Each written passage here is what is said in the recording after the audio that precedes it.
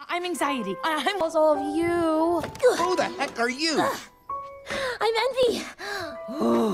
Look at your hair. Oh yeah, not happening. Fella? That's embarrassment. He's not really big on eye contact or like good talking, but Guys, he's a welcome really back to my channel. Well- This is Rose, a licensed guidance counselor. So, kahapon pinanood namin ang Inside Out 2 at ito ay sequel ng Inside Out 1. Napanood natin sa Inside Out 1 yung growing up, yung batang character dito, at meron siyang mga emotions, na basic emotions for growing up children. Una si joy, tapos dumating si sadness, and then anger. And habang siya ay lumalaki, no, nagkakaroon ng issues doon sa mga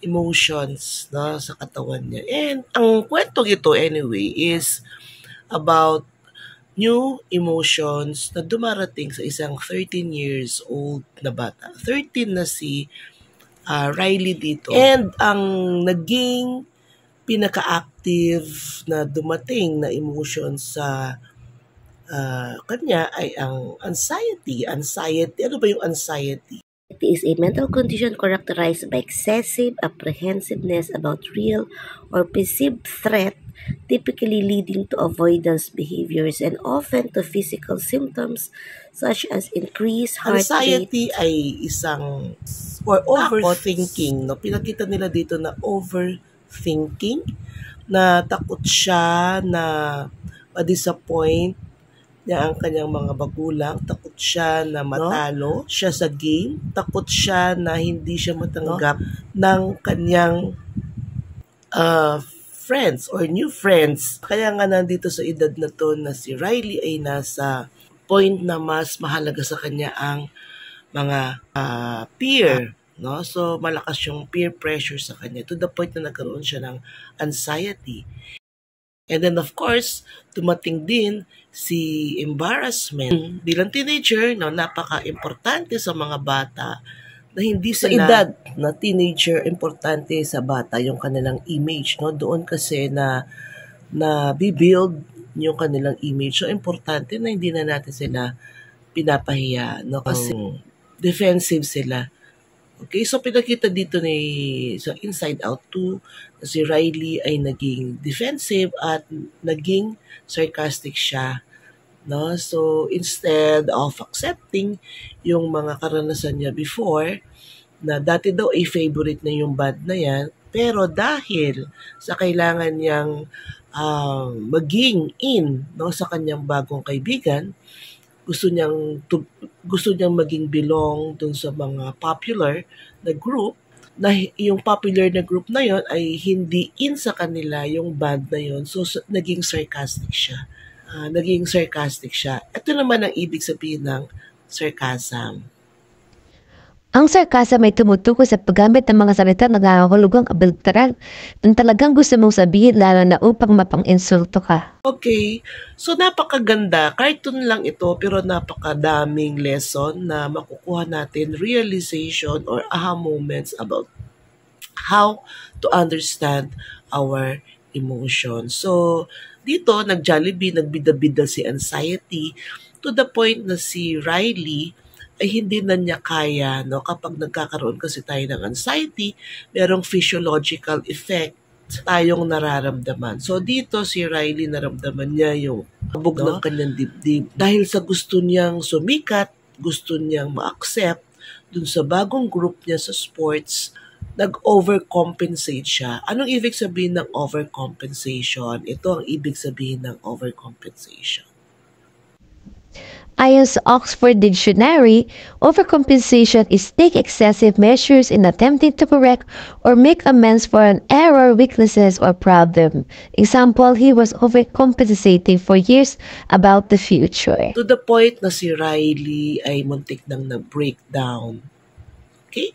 Buti na lang nagawa ng paraan ni na joy, sadness, and anger na maibalik, no, si Riley sa kanyang core. Okay, lesson learned guys. Kapag tayo ay nasa punto na we are lost at parang dahil sa pakikisama, no? Dahil sa job natin, dahil sa mga roles na kailangan nating gampanan, dahil sa expectation ng society, nakakalimutan natin kung sino talaga tayo.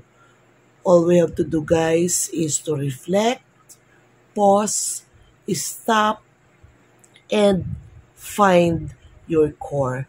Sino ka ba talaga? No? Dito sa movie na to na Inside Out, si Riley, ang kanyang core is, I am good. Ikaw, ano ba yung core mo? Hanapin mo. Lahat tayo ay may mga emotions. Kailangan natin tanggapin yung ating mga emotions. Huwag nating kimkimin yung mga emotions natin. Yeah, we should know how to manage them. Pero we have to recognize them. We have to accept that we are experiencing them. Or else, magbe-breakdown po tayo. Yan ang isang lesson na pwede nating makuha sa Inside 2. Okay? Yung ending po nito is nag-embrace, the group hug, yung lahat ng mga emotions. Kasi lahat po ng mga emotions na to ay importante sa ating well-being or else magbe-breakdown po ang isang tao. Kung malungkot po tayo, tanggapin natin na malungkot tayo and then malungkot tayo for a while. Kung masaya tayo, we should be happy. No? Kung nagwo-worry tayo, and then, it's okay, no? Kung malungkot tayo or takot tayo, it's okay. No, importante is we are still coping with it. We know how to handle or manage it. Importante, guys, is you should know how to recognize your emotions. Alam natin kung paano recognize ang ating emotions. Huwag natin silang i-deny, no? Dahil magkakaroon tayo ng emotional issues sooner or later. At kapag naman sa palagay mo ay hindi mo kayang i-handle to, please seek a professional. Ang mga binabanggit ko dito, guys, disclaimer lang, is for general information only. No, hindi siya pwedeng palitan ng isang advice or tulong ng isang professional mental health provider.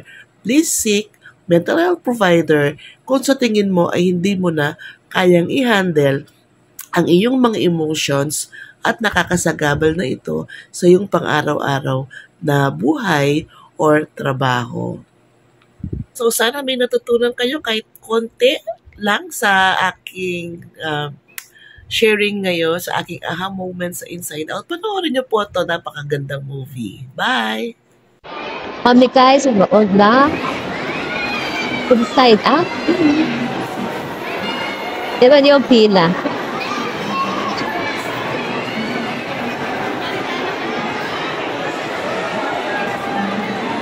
Grabe. Kami sa SM Cinema.